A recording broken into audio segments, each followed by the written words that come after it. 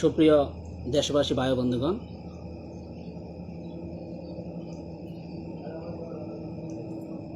আজ ২৪-এর গণঅভ্যুত্থানের ১ বছর পূর্ণ হয়েছে।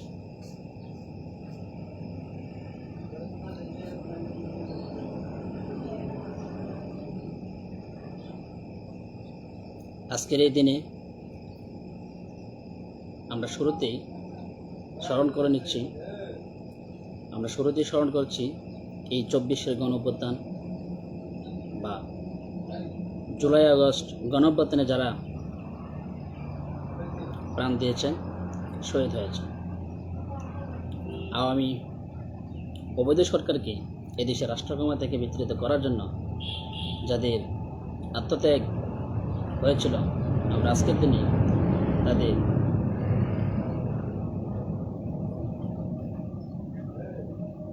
স্মরণ করছি। আমরা তাদের বিধি আত্মার মাগফিরাত কামনা করছি। সেই সাথে আমরা প্রতিটি শহীদের শোকস্তব্ধ পরিবারের প্রতি গভীর সমবেদনা প্রকাশ করছি।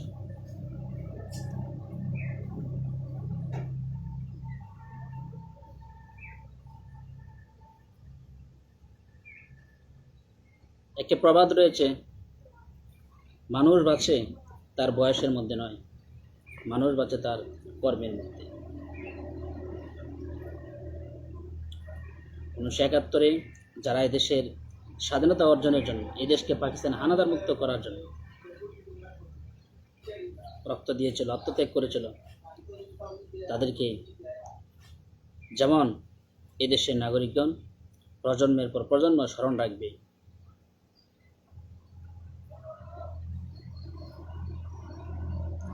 এছাড়াও মুক্তিযুদ্ধ ছাড়াও বাংলাদেশের প্রতিটি আন্দোলনে, গুরুত্বপূর্ণ আন্দোলনে যারা আত্মত্যাগ করেছে, তাদেরকে এই দেশ, এই জাতি প্রজন্মের পর প্রজন্ম স্মরণ রাখবে। আর মুক্তিযুদ্ধের পর সেটা বিবেচনা করা যাবে। কয়েকটি গুরুত্বপূর্ণ আন্দোলন সংগ্রামের মধ্যে অন্যতম একটি হয়ে গিয়েছিল ২০২৪ সালের জুলাই আগস্ট যে গণঅভ্যুত্থানটা হয়েছে। অনেক লোক সেখানে শহীদ হয়েছেন। তো তাদেরকেও যুগের পর যুগ, প্রজন্মের পর প্রজন্মের স্মরণ রাখবে এই দেশ, এই দেশের জাতি, বাঙালি জাতি সহ অন্যান্য সব জাতিসহ আমরা সেটাই প্রত্যাশা করছি। আর এই ব্যাপারে বাংলাদেশ স্বাধীনতা ও সার্বভৌমত্ব রক্ষা ফ্রন্ট যথাযথ পদক্ষেপ গ্রহণ করেছে এবং প্রয়োজনে আরও পদক্ষেপ গ্রহণ করবে। মুক্তিযুদ্ধে এটা হচ্ছে আমাদের সবচেয়ে বড় সংগ্রাম, সবচেয়ে বড় আন্দোলন। তারপরে যে কয়েকটা বড় বড় সংগ্রাম রয়েছে স্বাধীনতার আগে এবং পরে, আমি মনে করি ২৪-এর যে গণঅভ্যুত্থানটা হয়েছে সেটা কম বড় আন্দোলন হয়নি, মোটামুটি ভালোই বড় আন্দোলন হয়েছে। ৯০-এর গণঅভ্যুত্থান, ২৪-এর গণঅভ্যুত্থান, ৬৯-এর গণঅভ্যুত্থান,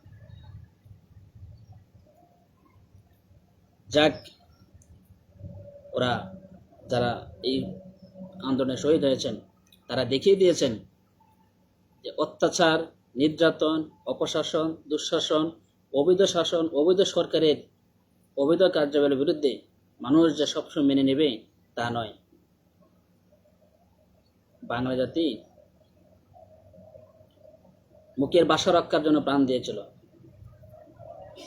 বাংলা জাতি নিজেদের স্বাধিকার, নিজেদের স্বকীয়তা বজায় রাখার জন্য বিভিন্ন পর্যায়ে, বিভিন্ন সময়ে সংগ্রামী অবতীর্ণ হয়েছে। তাদের সাহসের প্রমাণ রেখেছে। ১৯৭১-এর মুক্তিযুদ্ধ সেটার বহিঃপ্রকাশ ঘটেছিল। একটি স্বাধীন সার্বভৌম বাংলাদেশ অর্জনের মাধ্যমে বাংলা জাতির সেই সাহসিকতার প্রকাশ ঘটেছিল। সেই প্রজন্মে আজ থেকে প্রায় স্বাধীনতা অর্জনের প্রায় ৫৩ বছর পর আমাদের যে প্রজন্ম, এই প্রজন্ম দেখিয়ে দিয়েছে যে আমরা বাঙালি জাতির ইতিহাস, ঐতিহ্য, গৌরব, মর্যাদা, সাহসিকতা ভুলে যায়নি। আমাদের পূর্বপুরুষরা যেমন অধিকার আদায়ের জন্য রক্ত দিয়ে গিয়েছে, আমরাও সেটা পারি। আর সেটারই একটি জ্বলন্ত প্রমাণ হলো ২৪-এর গণঅভ্যুত্থান। এই গণঅভ্যুত্থানে অনেক লোক প্রাণ দিয়েছে, অনেক লোক আহত হয়েছে। আমি শহীদ পরিবার এবং শহীদদেরকে যেভাবে স্মরণ করলাম, তদ্রূপ যারা আহত হয়েছে তাদের ভূমিকাটা কিন্তু কম নয়। তা আমি আজকের এই দিনে যারা 24-এর গণঅভ্যুত্থানে, জুলাই আগস্ট গণঅভ্যুত্থানে যারা আহত হয়েছেন, আমি তাদেরকেও গভীরভাবে স্মরণ করছি। আপনাদের সাহসিকতা, ত্যাগ, তিতিকার বিনিময়ে আমরা আওয়ামী লীগ সরকারকে এই দেশের রাষ্ট্র ক্ষমতায় ঘটাতে সক্ষম হয়েছি। একটি অবৈধ সরকারকে এদেশের রাষ্ট্র ক্ষমতায় ঘটাতে সক্ষম হয়েছে। একটি অবৈধ সরকারের উপর অবৈধ সরকার গঠন করার যে একটা একটা পালাক্রম সৃষ্টি হওয়ার মতো পরিস্থিতি সৃষ্টি হয়েছিল, সেটাকে প্রতিহত করা সম্ভব হয়েছে এই আপনাদের আত্মত্যাগ এবং আহত হওয়ার বিনিময়ে। আপনারা দেখিয়ে দিয়েছেন বাঙালি জাতি শক্তিশালী জাতি, সাহসী জাতি। আমরা অন্যায়ের কাছে পরাজয় করতে পারি না, কোনো অন্যায়ের কাছে পরাজয় বরণ করি না, এবং কোনো অন্যায়ের সাথে আমরা আপোষও করি না। সেটাও একটু জ্বলন্ত প্রমাণ 24-এর গণঅভ্যুত্থান। আওয়ামী লীগ সরকার একতরফাভাবে নির্বাচন দিয়ে সে নিজের ক্ষমতাকে কক্ষিগত রাখার জন্য আবার পুনরায় সরকার গঠন করেছিল এক জানতেন প্রকারে, যেখানে জনগণ ভোট দেয়নি, আর যে কয়েকটা ভোট করেছিল তার মধ্যেও ছিল ভোট কারচুপি, ফলাফল জালিয়াতি। এই সকল অপকর্ম করে আসলে একটি স্বাধীন সার্বভৌম দেশের স্বাধীনতা সার্বভৌমত্ব সেভাবে টিকে রাখা সম্ভব নাও হতে পারত। এদেশের স্বাধীনতা সার্বভৌমত্ব হুমকিতে থেকে যেত যদি তারা এভাবেই সরকার থেকে যেত, এবং যে পালাক্রমটা তারা সৃষ্টি করতে চেয়েছিল, যে অবৈধ সরকার গঠন করার পালাক্রম, সেটা চিরতরে স্তব্ধ করে দেওয়া হয়েছে। আর সেটা সম্ভব হয়েছে যারা শহীদ হয়েছেন 24-এর গণঅভ্যুত্থানে এবং যারা আহত হয়েছেন এই 24-এর গণঅভ্যুত্থানে। আমরা আপনাদেরকে আজকের এই দিনে গভীর শ্রদ্ধার সাথে স্মরণ করছি। আর যারা শহীদ হয়েছেন তাদেরকে আমরা চিরদিনই স্মরণ রাখবো শহীদ হিসেবে, 24-এর গণঅভ্যুত্থান শহীদ হিসেবে এই জাতি স্মরণ রাখবে। আর যারা আহত হয়েছেন আপনাদের ভূমিকা কম নয়, আপনাদেরকেও এই জাতি, এই দেশ, প্রজন্মের প্রজন্ম অবশ্যই স্মরণ রাখবে। আমরা সেই এবার যথাযথ পদক্ষেপ গ্রহণ করছি। যাক, আমাদের বিরাট এক সাফল্য বলা যাবে 24-এর গণঅভ্যুত্থান। এই গণঅভ্যুত্থানের মাধ্যমে আমরা অবৈধ সরকারকে এই দেশের রাষ্ট্র ক্ষমতায় ঘটাতে সক্ষম হয়েছি। কিন্তু দুর্ভাগ্যের বিষয়, আমরা অবৈধ সরকারের রাষ্ট্র ক্ষমতায় ঘটাতে হয় পারলেও আরেকটি অবৈধ সরকারের দেশের রাষ্ট্র ক্ষমতায় প্রতিষ্ঠিত রয়েছে। আমরা তাদেরকেও আশা করছি ঘটাতে সক্ষম হব। তবে এখন আর কোনো ধরনের ভুল করা যাবে না। ভুল করা যাবে না, এমন কোনো কর্মকাণ্ড করা যাবে না যে এই অবৈধ সরকারকে হটানোর পরে, যেমনটা আমরা আওয়ামী লীগ সরকার হটিয়েছিলাম, তারপরে যখন আরেকটা অবৈধ সরকার রাষ্ট্র ক্ষমতা প্রতিষ্ঠিত হয়ে গেছে ডক্টর মোহাম্মদ ইউনূসের নেতৃত্বে, তদ্রূপ আমরা ডক্টর মোহাম্মদ ইউনূসকেও এভাবেই পরাজিত করবো না, বা তাদেরকে এভাবেই রাষ্ট্র ক্ষমতায় গড়াবো না যে আরেকটা অবৈধ সরকার এদেশে রাষ্ট্র ক্ষমতায় প্রতিষ্ঠিত হয়ে যেতে পারে। এতে কোনো লাভ নেই, বরং লস হতে পারে। আমরা যারা আত্মত্যাগ করেছেন, যারা হতাহত হয়েছেন, আমরা আপনাদের আত্মত্যাগ, সাহসিকতাকে বিনষ্ট হতে দেব। আমরা যে লক্ষ্য এবং উদ্দেশ্য নিয়ে 24-এর গণঅভ্যুত্থান করা হয়েছিল, আমরা সেই লক্ষ্য উদ্দেশ্য বাস্তবায়ন। 24-এর গণঅভ্যুত্থানের অন্যতম একটি মূল উদ্দেশ্য ছিল কোনো অবৈধ সরকারি দেশের রাষ্ট্র ক্ষমতায় থাকতে দেওয়া যাবে না, অন্যতম। আর এই কারণেই আমরা 24-এর গণঅভ্যুত্থানে অবৈধ সরকারের বিরুদ্ধে লেগে পেরেছিলাম। তারপরে যেটা বলা যাবে সেটা হচ্ছে যে আমরা কি, এই দেশ আমার, এই দেশ আপনার, এই দেশ কোনো নির্দিষ্ট কোনো একটা বিশেষ শ্রেণী বা গোষ্ঠীর নয়।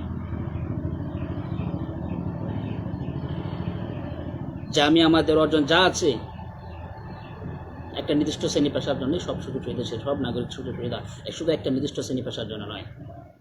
এইটাকে বোঝানোর জন্য আমরা 24-এর গণঅভ্যুত্থান হয়েছে না। যেহেতু আমার আন্দোলনের পাশাপাশি আপনারা জানেন কোটা সংস্কার আন্দোলন হয়েছে। আমরা কোটা সংস্কার আন্দোলনকে বাংলাদেশ স্বাধীনতা সার্বভৌমত্ব রক্ষা করলে সর্বাত্মক সহযোগিতা ছিল, সমর্থন ছিল। তো আরও কয়েকটা বেশ কিছু বিষয় হচ্ছে, তার মধ্যে এই কয়েকটা বিষয় হচ্ছে সর্বাগ্রে। এক হচ্ছে আমরা কোনো অবৈধ সরকারকে মানে না, অবৈধ সরকারের কোনো অন্যায়, অত্যাচার, কোনো দলের অপশাসন, কোনো অনিয়ম আমরা মানি না, আমরা এগুলোর বিরুদ্ধে। কেউ কেউ যদি বলেন যে না, তবে এটা বলা ভুল হবে, কারণ কোটা সংস্কার আন্দোলন কোনো সরকার প্রধান আন্দোলন ছিল না।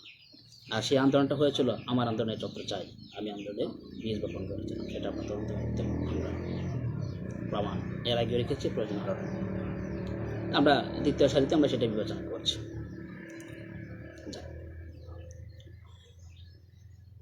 তো আমরা চাই এই দেশ বৈধ সরকার কর্তৃক পরিচালিত হোক, এদেশে কোনো অবৈধ শাসন অপশাসন না থাকুক, আর ভবিষ্যতে কোনো দিন যাতে এই ধরনের কোনো অপশাসন অবৈধ শাসন না হয়। আমরা আজকেরই দিনে বহন করতে পারি, যেমনটা আমরা এই দেশকে মুক্ত করেছি, পাকিস্তান হানাদার মুক্ত করেছি, এবং চিরদিন এই দেশের স্বাধীনতা সার্বভৌমত্ব রক্ষায় নিজেরা প্রতিশ্রুতিবদ্ধ বদ্ধপরিকর, তদ্রূপ আমরা এই 24-এর গণঅভ্যুত্থান থেকে, জুলাই আগস্ট গণঅভ্যুত্থান থেকে আজকের এই বর্ষপূর্তি উপলক্ষে আজকের এই দিনে আমরা একটা পণ করতে পারি। আমরা সবাই এই বাঙালি জাতি আমরা একটা পণ করছি এই দিনে। যেমন আমরা 71 এই দেশকে স্বাধীন করে আমরা এই দেশের স্বাধীনতা সার্বভৌমত্ব রক্ষায় বদ্ধপরিকর, তদ্রূপ আমরা 24-এর গণঅভ্যুত্থানে একটি অবৈধ সরকারকে পরাজিত করে আমরা এই পণ করছি যে ভবিষ্যতে আমরা কোনো অবৈধ সরকার মানি না, যে কারণে আমরা অবৈধ সরকারকে পরাজিত করেছি। আমরা কোনো অবৈধ নিয়ম অনিয়ম অপশাসন অত্যাচার লুটপাট দুর্নীতি রাহাজানি মানি লন্ডারিং এই জন্য কোনো কিছুকে আমরা প্রশ্রয় দিই না, মানি না। তদ্রূপ আমরা এই জন্য যেহেতু আমরা এই সরকারকে রাষ্ট্রক্ষমতাকে হটেছি, তো আমরা আজকের দিনে পণ করছি ভবিষ্যতে আমরা এই ধরনের কোনো শাসন এই দেশের রাষ্ট্রে এই দেশের রাষ্ট্রক্ষমতায় থাকতে দেব না। আজকের দিন আমরা পণ করব। আমরা সেটাই প্রত্যাশা করছি, এই দেশে বৈধ সরকার গঠিত হবে, বৈধ সরকার দ্বারা এই দেশ পরিচালিত হবে, আর সেটা আমার নেতৃত্বে হোক বা অন্য কারো নেতৃত্বে হোক। আমরা চাই সুশাসন, আইনের শাসন, ন্যায় বিচার, জনগণের সরকার।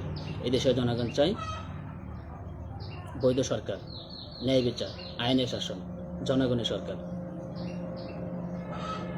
এটাই হোক আজকের এই দিনের প্রত্যাশা। জুলাই আগস্ট গণঅভ্যুত্থানের বর্ষপূর্তি উপলক্ষে দেশবাসীকে শুভেচ্ছা ও মোবারকবাদ জানিয়ে আমি আমার আজকের বক্তব্য শেষ করছি। সবাই ভালো থাকবেন, সুস্থ থাকবেন। জয় বাংলাদেশ।